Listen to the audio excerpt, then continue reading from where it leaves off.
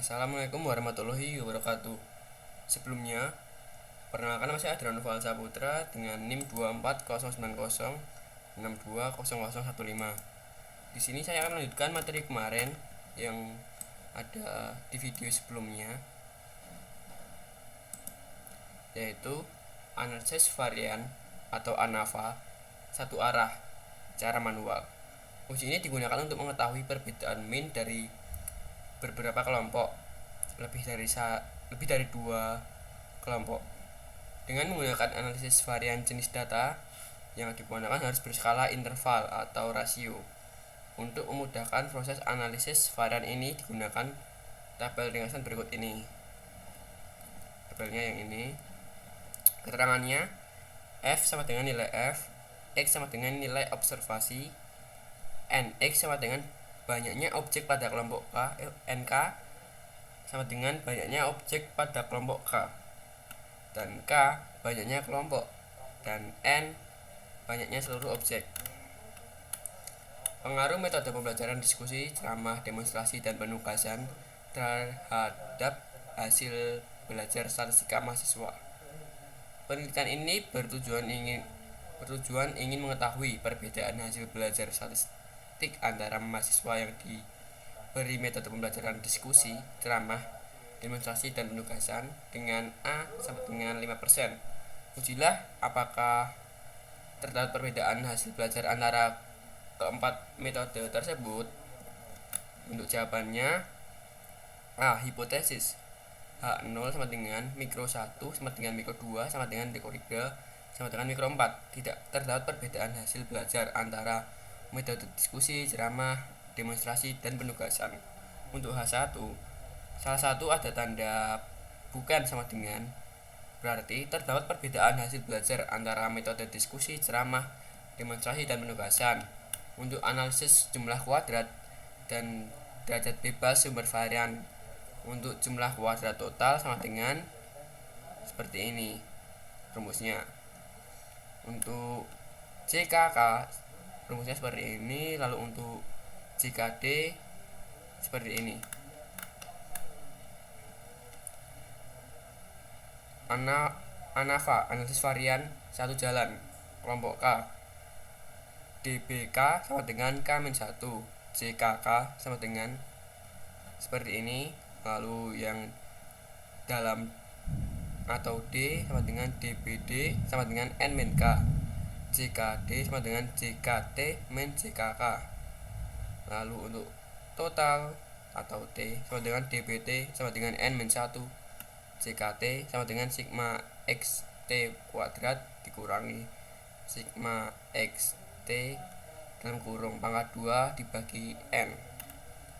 Untuk tabel bantu uji analisis satu jalan seperti ini.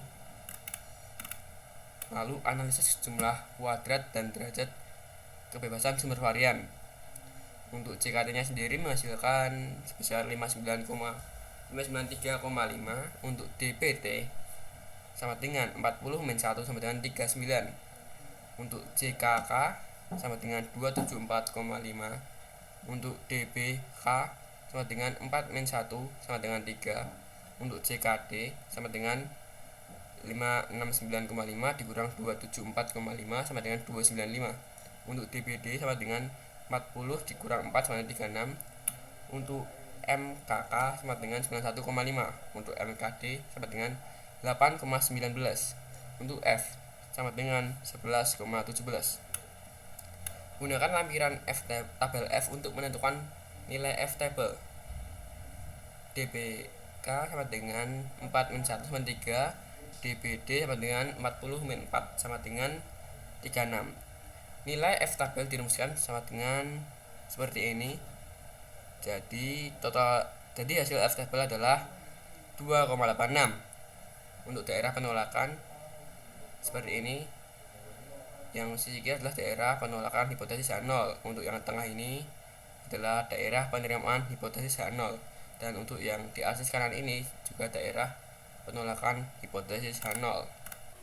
Kesimpulan, karena F hitung sama dengan 11,17 berada di daerah penolakan H0, maka terima HA Dengan demikian, dapat disimpulkan bahwa terdapat perbedaan hasil belajar antara metode diskusi, ceramah, demonstrasi, dan penugasan.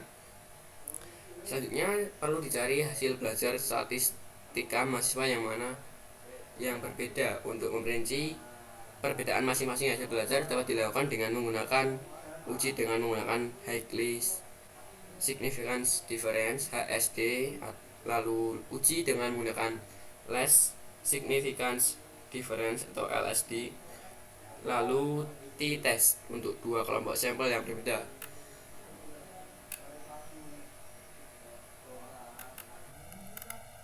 Terus untuk HSD, keterangannya adalah Highly Significant Difference.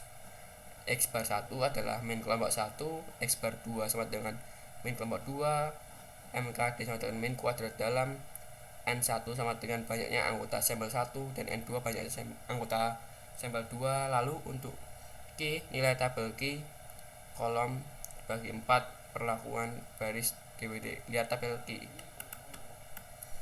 Uji Highly Significant Difference HSD, tabelnya seperti ini. Berdasarkan hasil analisis di atas, terlihat bahwa hasil belajar statistik mahasiswa antara metode diskusi dengan metode ceramah berbeda signifikan, sedangkan metode diskusi dengan demonstrasi tidak signifikan atau tidak ada perbedaan. Kemudian metode diskusi dengan metode penugasan juga tidak signifikan atau tidak ada perbedaan. Metode ceramah dengan metode demonstrasi tidak signifikan atau tidak ada perbedaan. Metode ceramah dengan metode penugasan berbeda signifikan. Terakhir, metode demonstrasi dengan metode penugasan tidak signifikan atau tidak ada perbedaan. Untuk LSD sendiri seperti ini, LSD Least Significant Difference, X bar 1 sama dengan min kelompok 1, X bar 2 sama dengan min kelompok 2, MKD sama dengan kuadrat dalam, N1 banyaknya anggota sampel 1, N2 banyaknya anggota sampel 2, dan T adalah nilai tabel T. Gunakan uji dua pihak dengan A sama dengan 0,05. Uji signifikan Highly Difference. Sedikit berbeda dengan uji HSD, pada uji LSD terlihat bahwa hasil belajar statistik mahasiswa antara metode diskusi dengan metode ceramah berbeda signifikan. Metode diskusi dengan demonstrasi berbeda secara signifikan. Kemudian metode diskusi dengan metode penugasan tidak signifikan atau tidak ada perbedaan. Metode ceramah dengan metode demonstrasi tidak signifikan atau tidak ada perbedaan. Kemudian metode ceramah dengan metode penugasan berbeda signifikan. Terakhir, metode demonstrasi dengan metode penugasan juga berbeda signifikan. Selanjutnya analisis varian ANOVA satu arah dengan IBM SPSS. Nah, kita akan membuka aplikasinya. Pertama, klik variable view. Pada kolom name, tulis penjualan. Pada kolom desimal, set angka 0. Kemudian pada baris kolom name, ketik kemasan. Dan pada kolom value, klik tombol di ujung kanan agar muncul kotak seperti ini. Lalu pada value ketik 1 dan pada labelnya ketik kemasan 1. Lalu klik ADD. Lakukan sampai dengan kemasan keempat. Jadi ditulis semua 1 kemasan 1, 2 kemasan 2 sampai 4. Setelah itu klik OK, lalu memasukkan datanya yang ini. Nah, saya udah buat agar lebih cepat. Kalau sudah, sekarang datanya sudah masuk di tabel. Setelah seluruh data penjualan dan kemasan selesai di input, selanjutnya klik analyze. Lalu sorot compare means dan klik ANOVA one way ANOVA. Maka akan muncul kotak seperti ini. Pindahkan variabel penjualan ke kotak dependent list, penjualan ke dependent list, dan kemasan ke faktor.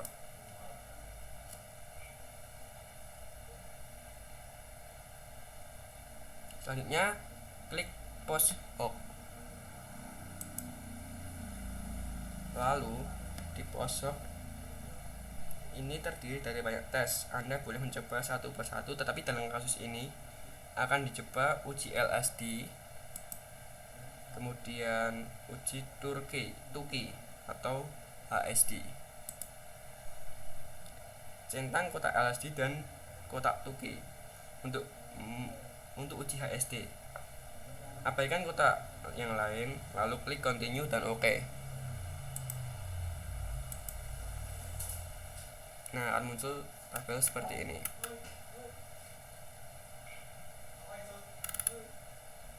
Ada tabel ANOVA, lalu multi comparison, kemudian penjualan.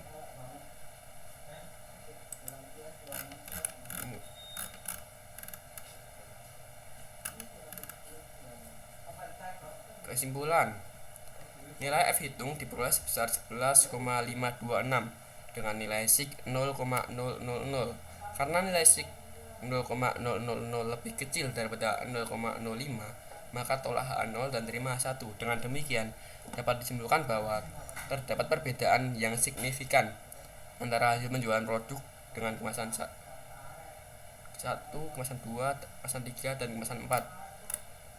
Selanjutnya, karena terdapat perbedaan nilai penjualan produk di antara keempat kemasan tersebut di atas, maka perlu uji lanjut dengan uji LSD dan HSD atau uji Tuki. Perhatikan output hasil LSD dan HSD berikut ini. Perhatikan uji HSD. Di atas, perbedaan rata-rata penjualan kemasan 1 dengan kemasan 2 diperoleh 6,100 dengan nilai SIG 0,000. Perbedaan rata-rata penjualan kemasan dengan kemasan 4 diperoleh. Perbedaan rata-rata penjualan kemasan 1 dengan kemasan 4 diperoleh min 0,100 dengan nilai SIG 1,00.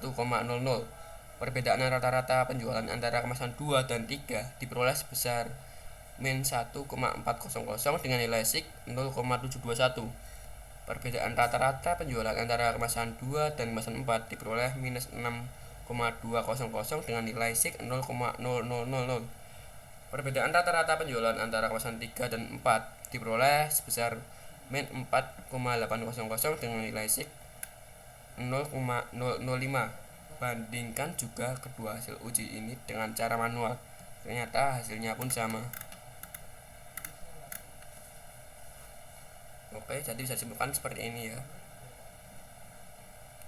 K1 vs K2, perbedaan 6,1, nilai SIG 0,000.